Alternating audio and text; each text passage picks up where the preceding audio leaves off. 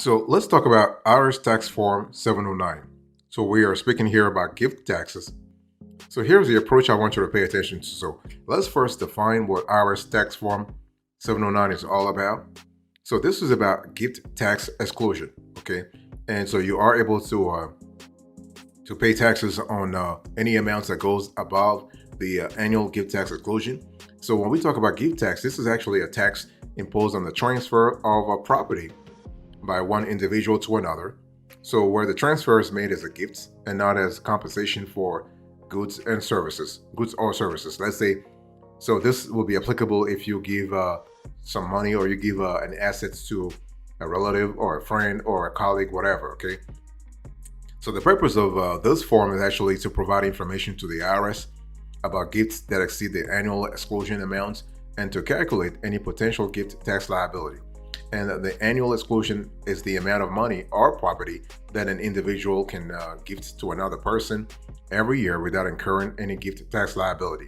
And so this is kind of cool. So we are speaking here about the $15,000. That's actually the annual exclusion amount. Okay.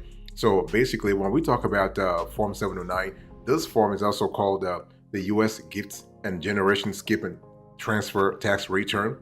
So you are able to use this form to report gifts that exceed the $15,000, and also to be able to calculate your potential gift tax liability.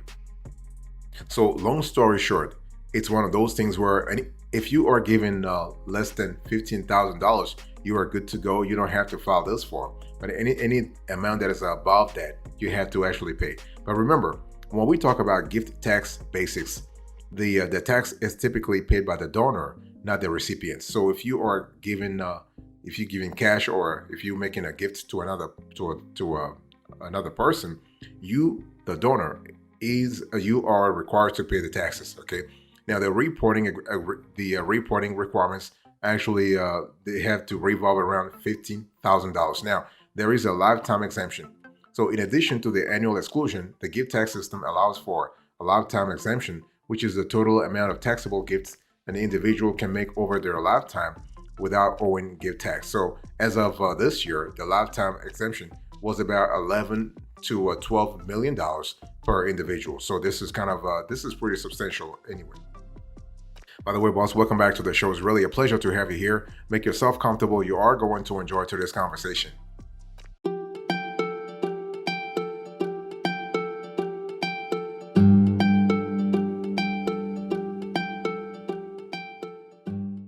I want to talk to you a little bit about the importance and benefits of Form 709. Okay, so while the payment of a gift tax is typically not required for most individuals because of the annual gift tax exclusion and the lifetime gift tax exemption, filing Form 709 is still necessary for several reasons.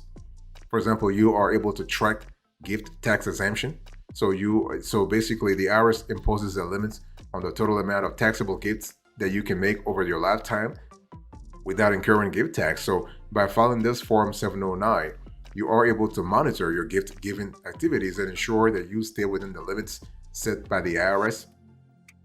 You also have allocation of gift splitting. So married couples may choose to split gifts they make jointly. So Form 709 allows them to allocate the gift tax exemption between spouses if they wish to do so. So what happens here is that if you are splitting gifts, you are able to actually avoid paying taxes on certain transactions. So by splitting gifts, couples can effectively maximize their use of the gift tax exemption and minimize potential gift tax liabilities. You also have documentation and record keeping. So Form 709 is kind of cool in terms of helping you keep track of how much you are giving. You also have a clarifying valuation. So the value of certain gifts, such as property or assets, may need to be determined for gift tax purposes. So filing Form 709 requires you or other individuals to disclose the value of the gifts that you make, providing clarity on the valuation process. So if you are able to do that, you are able to ensure accurate reporting, and also you are preventing potential disputes with the IRS regarding the value of the gifts. You also have the portability of unused exemption. So Form 709 is necessary for electing portability of any unused gift tax exemption to a surviving spouse. So portability allows the surviving spouse to utilize the unused portion of the deceased spouse's lifetime gift and estate tax exemption. So by filing Form 709, individuals can ensure that the unused exemption amount is properly calculated and transferred to their spouse. And you also have another benefits that's also quite essential here. We are speaking about compliance. So compliance with tax laws. So filing Form 709 is a legal requirement for individuals who exceed the annual gift tax exclusion or have made taxable gifts during a tax year. So this is kind of cool. Boss, I want to quickly remind you of today's topic. We are having a conversation about Form 709.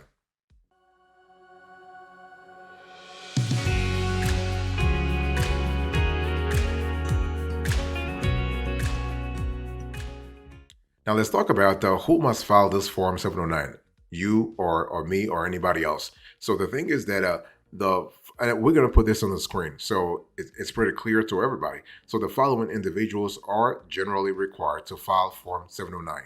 So donors who have made gifts exceeding the annual exclusion limits, donors who have made split gifts with a spouse, donors who have made gifts of future interest or other special gifts, donors who wish to apply the lifetime gift tax exemption.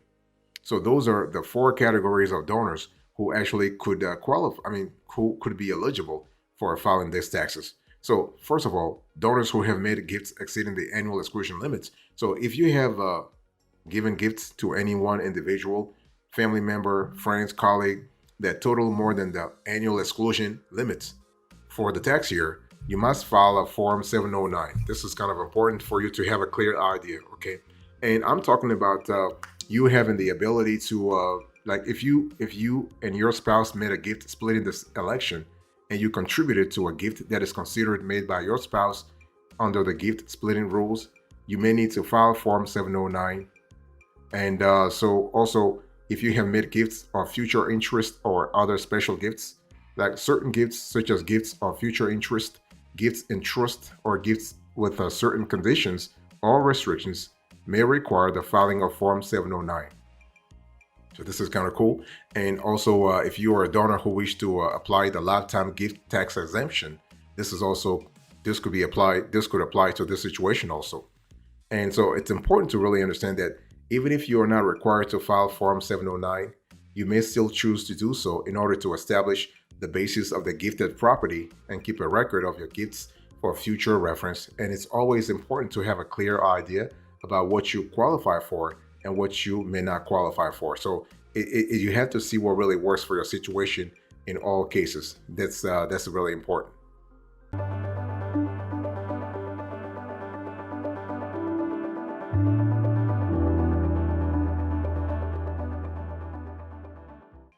Let me give you the steps you need to really sort of follow here when it comes to Form 709, okay? And so when we talk about Form 709, this is a pretty straightforward tax return form. And so the first thing I want you to look on the screen here. Here is how the form looks like. So so the official name of the form is United States Gift and Generation Skip and Transfer Tax Return. So we are speaking about, so you have line 1 all the way through line 20. This is the part 1, general information. So 1 all the way to 20, pretty straightforward. You have to put the donor's first name and last name and the donor's social security number. And so you have to put the address, all this legal residence, and so on and so forth. And then next, I want you to see part 2. Part 2, you have to actually, again, follow the instructions here. You want to enter the total amount. I mean, it's pretty straightforward, nothing complicated. We're speaking here about the IRS learning to know more about your tax information, but also the donee, the person you're donating to. So you have a clear idea how you have to really specify things. One thing I want to say here is that you have to see what really works for you.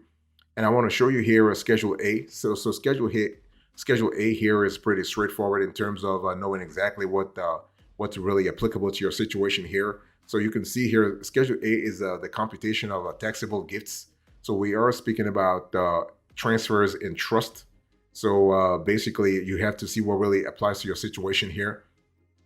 And I want to show you another situation here. Part 2, we are speaking about direct skips. Again, I just wanted to show you what the forms look like, just in case that may be applicable to your situation. But if you have any question, please let us know in the comment section, so we can certainly, I can really drill down and really explain to you what really applies to your situation. And the next screenshot here, we have part 4, taxable gift reconciliation. So here you have all kinds of situations from line 1 all the way to line 11, line 12 for that matter. You have to see what really works for you. So that's for Schedule A.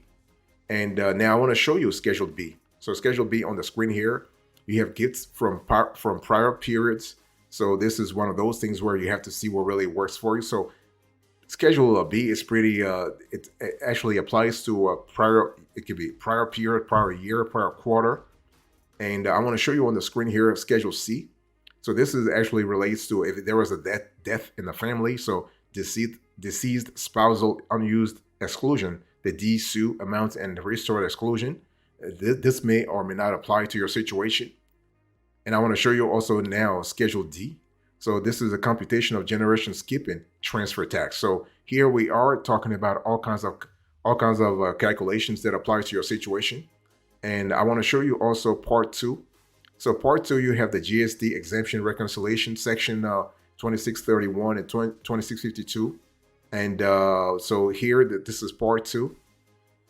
And you also have a part 3. So part 3, you have tax computation. So basically here you have the ability to know exactly what applies to your situation.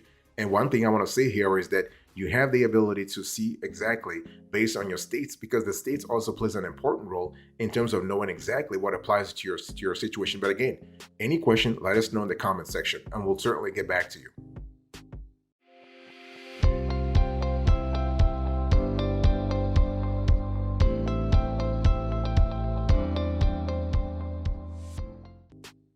I want to drill a little deeper when it comes to this specific situation here. So I want to talk to you about the steps you need to follow here when it comes to Form 709.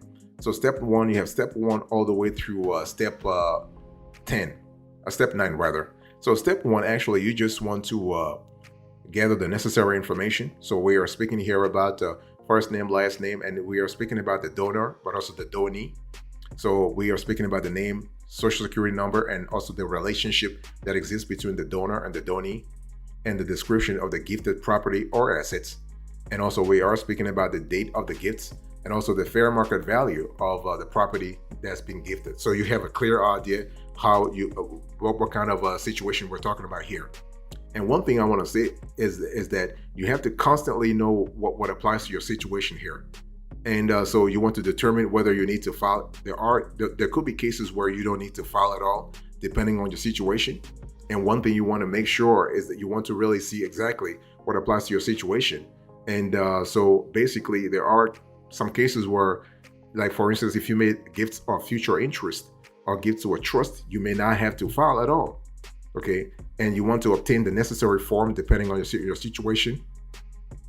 And we are speaking also about the necessary form. We're speaking about 709, of course, but also other ancillary forms. And also basically you're having situations where you might have to provide an appraisal of the gifts that you made. Okay. And also I want to talk about all the things that I want to say in terms of the donee information. And don't forget that you have to calculate the taxable gifts. So you have to report the gifts made during the tax year that exceeds the annual exclusion amount. So everything revolves around the annual exclusion amounts. And also you want to determine any applicable deductions and exclusions. And then in the final analysis, you have to calculate how much you actually owe in terms of taxes. And so it's one of those things, again, where tax laws are constantly changing. So if there is any question, please, you can just reach out let's just say you want to reach out to a tax professional in your area to have a clear idea of what situation applies to your specific case, because there are cases where you might have to totally escape the taxes, accept the taxes, the gift tax. Let's talk about the exclusions for Form 709 gift tax. So basically, when filing Form 709 for gift tax purposes, there are several exclusions that can help reduce or eliminate the gift tax liability. So you have an annual exclusion, you have medical and educational exclusions, you have charitable deductions, you have marital deduction, and you have political organization exclusion. So you have 5 categories of situations where you might be able to escape the gift tax at all. Let's say gift tax wholeheartedly. First of all, when we have the annual exclusion, I think I explained to you what the annual exclusion is. Now, this amount actually is around $16,000 to $17,000 per person, and 32 to 34 grand per couple. Okay, and you also have medical and educational exclusions. So payments made directly to medical providers or educational institutions for someone's medical expenses or tuition are generally excluded from gift tax, and these payments must be made directly to the provider and cover eligible medical expenses or tuition costs. You also have charitable deductions. So gifts made to qualified charitable organizations are generally deductible for gift tax purposes. So what happens here is that if you make a gift to a qualified charity, it will not be subject to gift tax at all. So, and this can be a real property, or it can be a security, it can be an asset, it can be anything. It will actually be it will not be qualified. I mean, it will not qualify for gift taxes. So you also have marital deductions. So gifts made to a spouse who's a U.S. citizen are generally eligible for the marital deduction. So the thing is that the marital deduction allows for unlimited tax-free gifts between spouses. However, if the recipient spouse is not a U.S. citizen, there are certain limitations and requirements for the gift to qualify for the marital deduction. And so you have to really let us know in the comment section if you want more information, and we'll certainly let you know. And also political organization exclusion. So gifts made to qualified political organizations for their use are excluded from gift tax. And the organization must be recognized by the IRS as a political organization eligible to receive tax-deductible contributions. And the cool thing is that these exclusions can help minimize the taxable amount of gifts and potentially reduce or eliminate gift tax liability. And this is kind of important, okay? But every situation is different. I mean, it's one of those things where you want to really, you want to ask a specialist who really understands more your situation to have more clarity.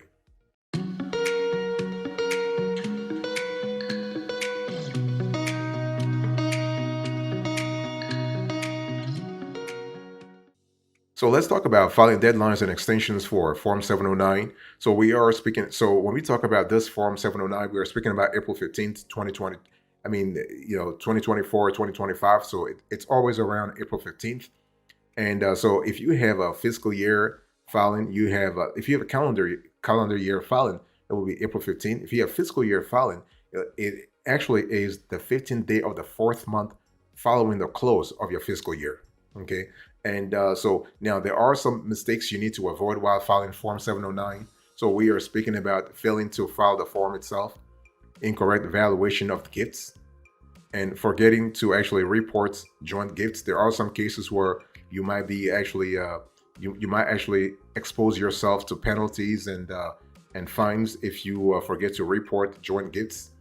And so if you and your spouse jointly make a gift, both of you must file separate Form 709 to report your respective portions of the gifts, and each spouse can take advantage of their annual exclusion and lifetime exemption amounts, okay? And also neglecting to include all necessary information. This is also a situation where if you want to be on the right side of the law, you want to really make sure that you are able to know exactly how things will work out for your situation. One thing I want to say here is that when we talk about this form, you have to really there is the filing deadline. Okay, so April 15th, don't forget it. Don't also overlook gift splitting. So spouses can choose to split gifts, which allows them to contribute. I think as I just explained before, you are able to minimize your tax liabilities, and also you need to also understand the annual exclusion. So the annual exclusion allows you to give a certain amount to each recipient without incurring gift tax or needing to file Form 709. It's important, though, to know that the exclusion applies per recipient. So if you give more than the annual exclusion amount to a single recipient, you need to file Form 709. You need to file this form no matter what. So it's one of those things where you have to see what really works for you in certain situations. and but the situation changes based on your financial information as well.